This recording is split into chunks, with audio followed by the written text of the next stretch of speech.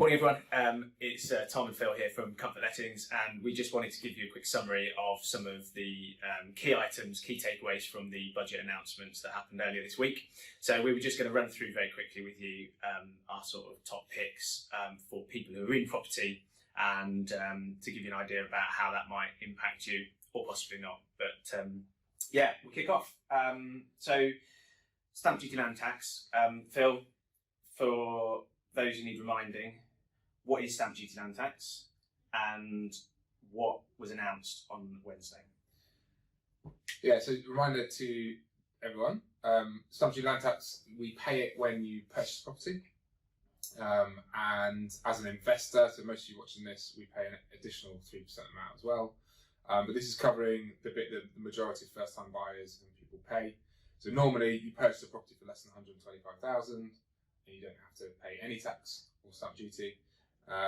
What the government did during lockdown was to make the allowance up to 500,000. So you could buy a house for 500,000 and not pay any stamp duty. That was due to run out on 31st of March. And so the announcement in budget has led us to get to 30th of June now. All the conveyancers, I'm sure, are really happy about that. In terms of, they were busy trying to get to that deadline. It's now been extended. I don't think that's good news for them. I don't think they're particularly necessarily happy about it because people are just going to expect them to work harder again all the way to the 30th of June.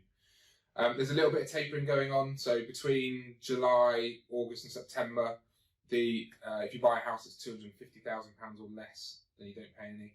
And then come October, it goes back to normal. So anything that's over 125,000, you start paying stamp duty. Yeah. Cool. Okay. Hopefully that's clear to everybody. But effectively, yeah, so stamp duty holiday, which is I suppose what people would have heard about it, is being extended from end of this month, and so transactions that are going through, people who've got a little bit of breathing space, and as Phil said, probably conveyancers are pretty disappointed by that one. But I think people were scared, weren't they, of chains falling through because they weren't going to be able to get the up to £10,000-15,000 of benefit of not having to pay that stamp duty. So I think it's good news if you're in the middle of a chain and you're buying something and you know that pressure's off a bit. Yeah, pressure's off a bit. Yeah, definitely.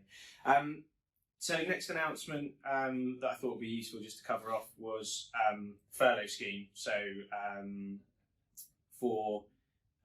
there's an announcement about the Furlough Scheme being extended, but for, I suppose, thinking about what that means to both the economy and the property industry, and for an individual landlord, what might that mean for them? Yeah, it's really good news. So I think the idea that people are being supported much beyond when the restrictions finish. So supposedly, if we're on time, restrictions end on the 21st of June. Yeah. The furlough scheme will carry on through June and July, and then the employers are asked to contribute. What's that about?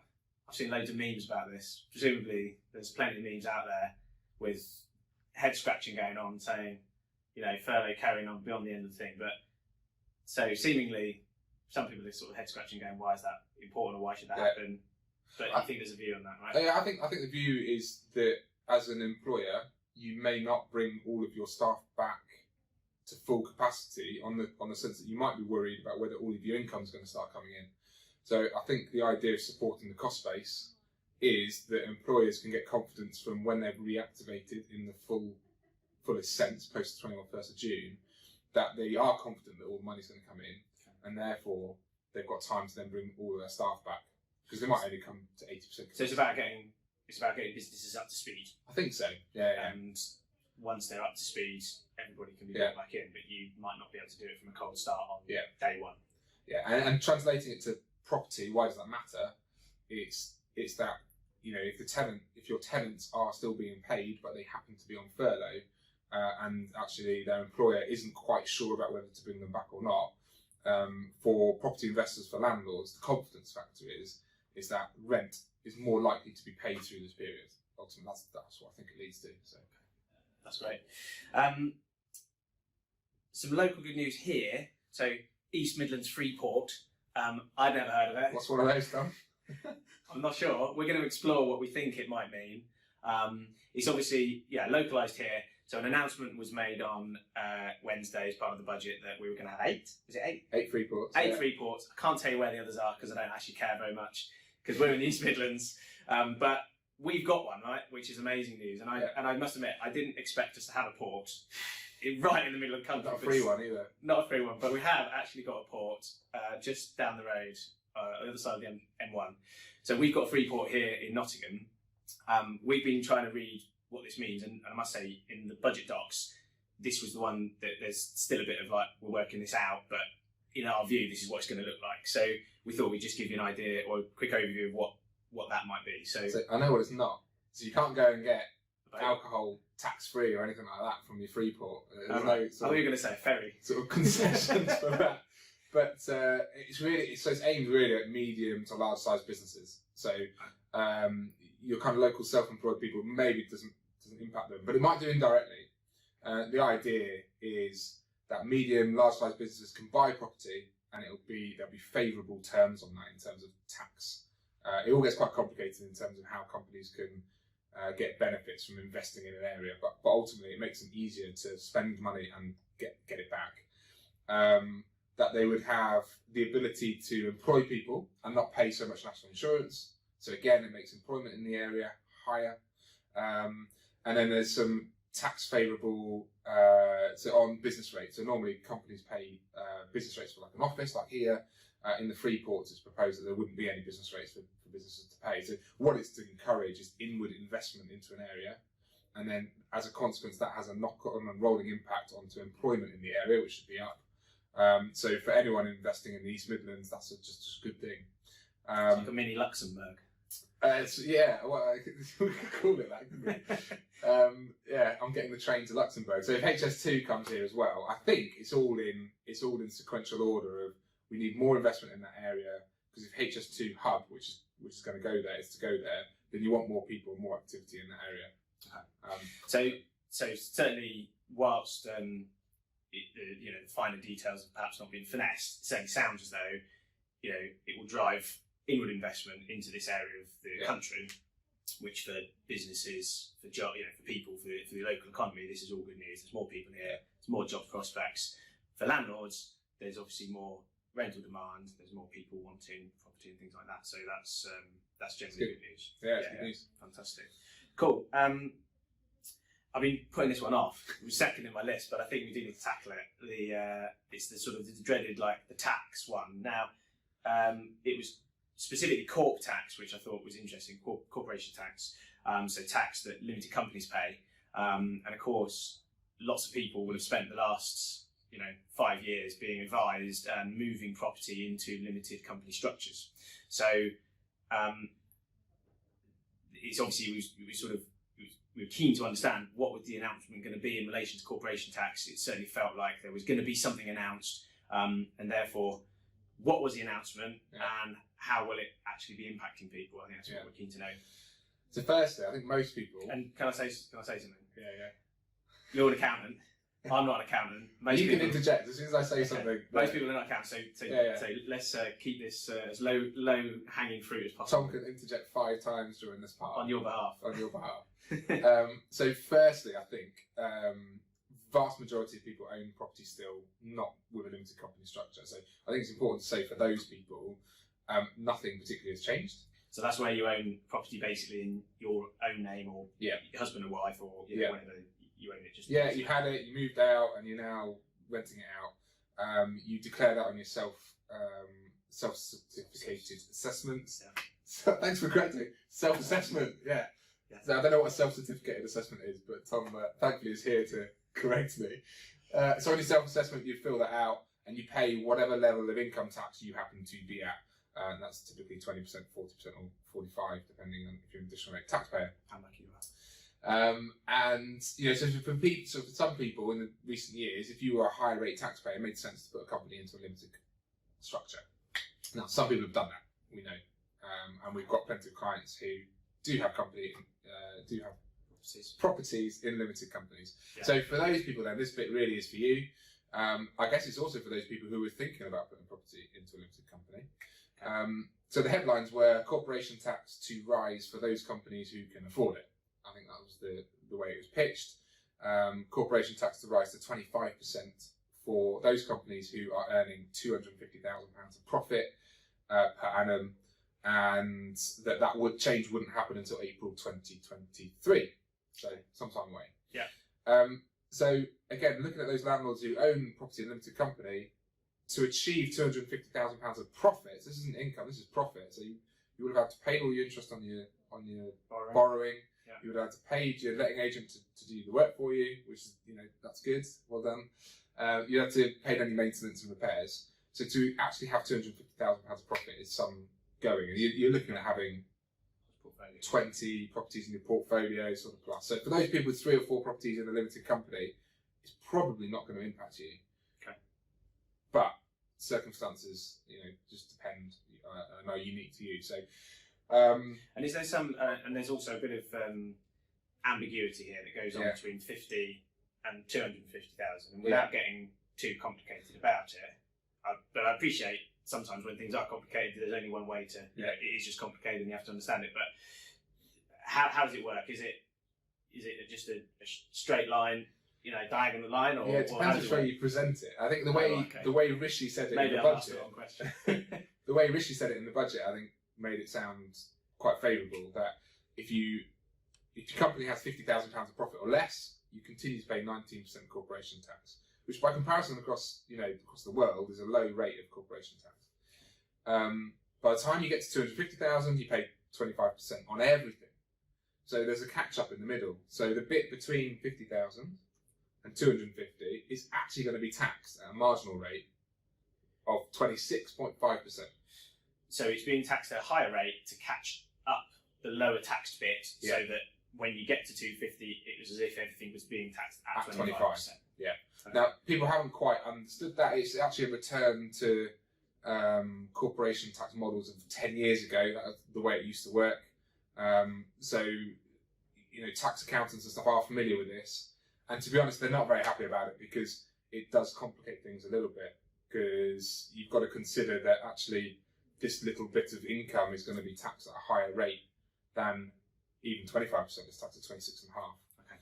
And so for landlords who might fall into that bracket of having profits of over £50,000 on, say, more medium to larger portfolios, this is maybe the $1 million question. Is there something that they can do? Is there a magic button? Is there anything that can be done particularly? And if so, is it easy, or is it actually quite complicated? Is it therefore going to be accessed by lots of people or not? It again comes down to the $1 million question of what are you doing? So are you extracting profit out of your company, or are you leaving it there because you're going to invest in more property later on?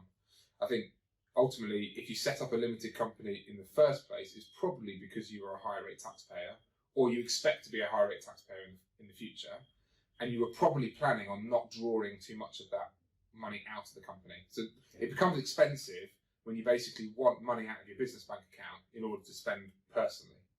Right. However, if you're leaving it there to invest in more property, it's still a good regime to have, because if you're going to be taxed at 25% or even 26.5%, there's more cash in the bank account after that paying that tax than had you been taxed as an individual paying 40% or 45%. All right. So from that perspective, if you're leaving the money in the company bank account, even though you're paying more corporation tax, you've still got more money to then go and buy another property. And the disclaimer here is that we're not tax experts, even if we know a little bit, some more than others.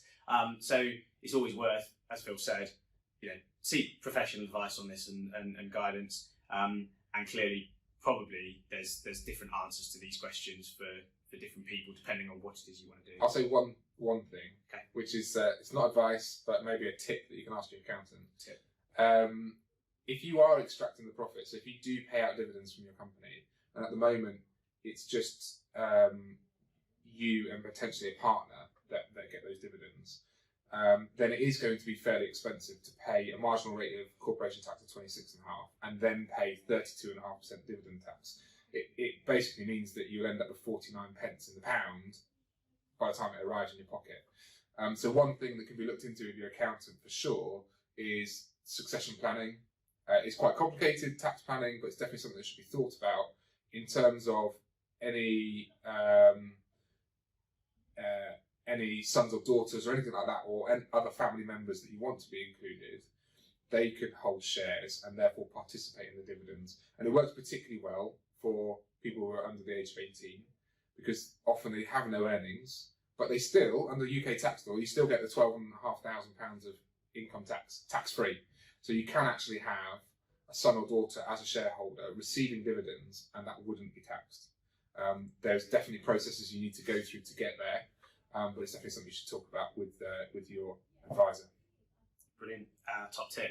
As I said, it's not legal advice. It's a bit like sort of coming outside after you've been inside for ages in the bright sunshine after we've been talking about tax for 10 minutes. But actually, I think probably really useful stuff for people who have got limited company structures. There's definitely some conversations that are worth having. Don't wait for 5 years to go past and go, oh, I wish I'd done this or wish I'd done that. So, make an assessment of what your aims and goals are. Look at what you've got. Talk to somebody who knows, how best to then go forward with that, and and usually that's kind of the best advice, isn't it? So, definitely. Cool. 95% mortgages. So this is another sort of property announcement. So again, we'll not go cover loads of the detail of it necessarily, but headline was 95% mortgages are back on. How is that happening, and what might that mean to landlords' property market? Yeah, I think it's obviously going to. Say obviously, I mean, I think the property market will maintain its kind of. It's been quite hot, as we would describe it in the market. I was keen to see when Phil was going to make a prediction there about what was going to happen. I'm kind of backpedaling because I don't want to put a house price prediction on camera. No. But I think it's fair to say that stamp duty, land tax, sort of giveaway, so people not having to pay that, had resulted in numbers of transactions through the back end of 2020 and the early part of this year, had meant that there were a lot more transactions, and estate agents were seeing a lot more activity. How did that translate to house prices, presumably? Because there's more competition, so actually house prices end up going up, pushed up as a consequence, and it's a normal supply and demand type thing. And I think with the extension to stamp duty, with the offer of 95% mortgages, then there's just further packages to kind of keep the housing market moving. And if the housing market is moving, then generally you kind of get price increases. And do you think that this is sort of, for 95% mortgages to actually sort of, be offered out there by providers, for people to get familiar with them, for people to actually start the process of buying a house who might not have otherwise bought a house, that's going to take a little bit of time to get through and into the system. Do you think this is perhaps something that has been brought in to go, we don't really want sort of a cliff edge happening post stamp duty land tax holiday? We don't want suddenly there to be a big crash in house prices. This helps actually feed and bring new people into the market who might have otherwise not, and continue to sort of keep demand in the market. Is that? Yeah, so my take's a little bit. I think that's maybe seen as a side benefit. I think probably this is a bit of a vote winner, where and they've now referred, don't they, to people who can't buy generation rent, and that was once upon a time. It was a slogan that the people who were affected gave themselves that name, and now I think even Rishi said it as well, but the Prime Minister said it.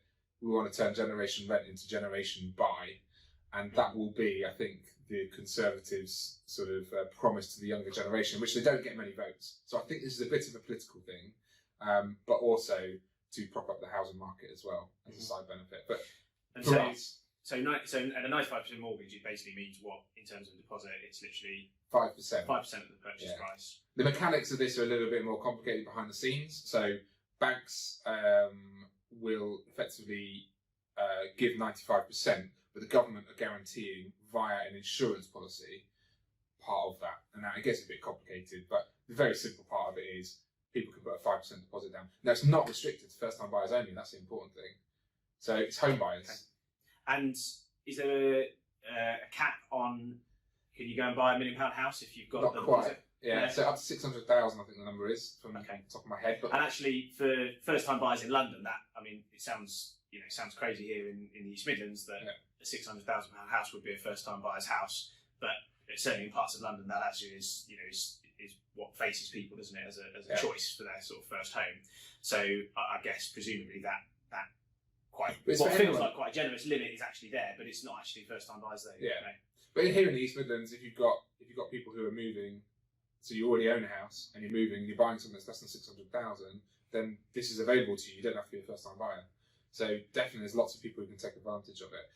And as a consequence, it will support not just the bottom of the chain. It's gonna support those kind of first movers, second movers looking to move family home. So I think it's quite a good one for transaction levels.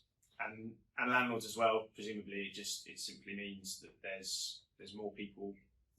There's more activity in the market. There's more. Is this good news for the landlords? Yeah, I stumbled across something which is actually we didn't want to talk about that bit. I guess it's good in terms of your asset values might be supported.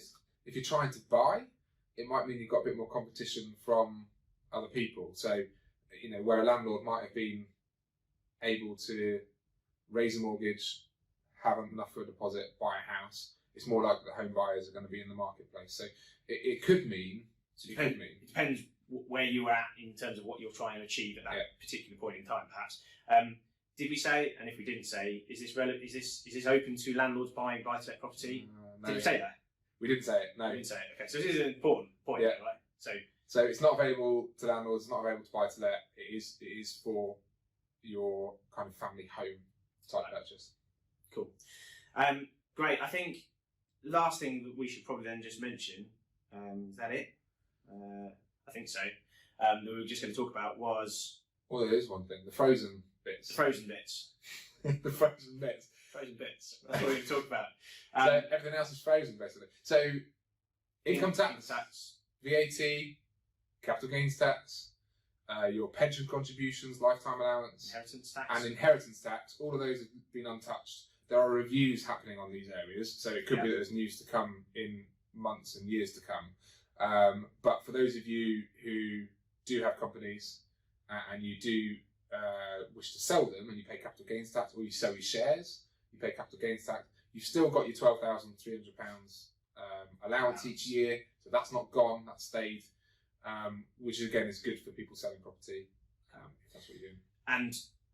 And to be clear, the freezing is not quite freezing, is it? It's a stealth tax. It's a bit of a stealth tax. Yeah. It basically just means, presumably, as inflation pushes up wages and price of goods and services and things like that, the point at which you start paying those taxes is more and more people get closer and closer each time. So more and more people will move in to start paying tax for the first time. I think they said something like 1.3 million people over the next 3 or 4 years are going to start paying the the high rate of 40% tax as well. So it is a slight increase sort of via the back door. That's the one. Yeah. Fiscal drag For those who know. I thought probably also it was just worth mentioning. You said something earlier that was interesting, not on this video, so you guys won't know about it. But there's rumours of some sort of capital gains tax changes possible. So this is this kind of feeling that those people who have money and assets are at an advantage because they can invest in things and then they grow in value, and then when you sell them, the amount of tax that you pay is a lot less than if you'd earned it in a job. And there's a groundswell movement of people saying that this is unfair.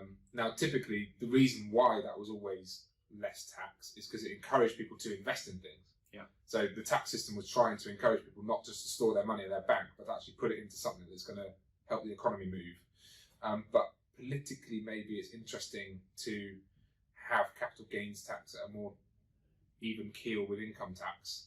So whilst at the minute we pay, if you sell your house, you pay 28% potentially on your gain. And to be clear, this is not selling your own residential. No. Well, that's been talked about. That has been talked about. So at the moment, no one ever expects to pay tax when you sell your own house, but it's on the table as a consideration. So when you sell an investment property, you're paying tax on the gain at 28%. Depends on your income tax rate, but let's just use that as an example. Yeah. Whereas obviously a high rate taxpayer would pay 40% on their income, whereas it's 28% on a gain. And the talk in terms of one of the ideas that they had, certainly in terms of, we spent a lot of money on COVID, we need to try and recover some of it. Can we look to bring the capital gains tax rate in line with people's marginal rate of income tax. That was something along those lines. Something along those lines. For the uninitiated like me and you, there's probably some far more complicated version of that, but we'll go with it. Yeah, it's just something to be aware of.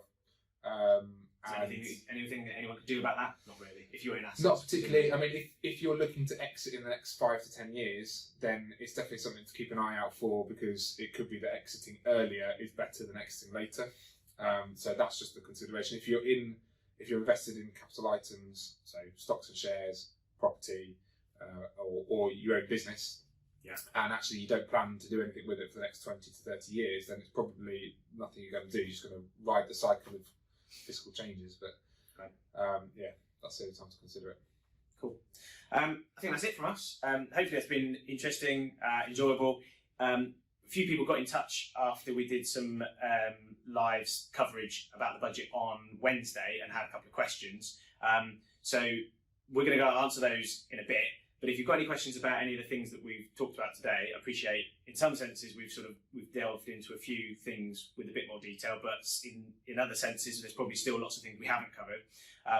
So if people do have any questions and you want us to give you a view on those, please do write in the box attached or below or wherever it gets placed on the screen, and we'll do our very best to answer them. But I hope it's been interesting, and we'll catch up soon.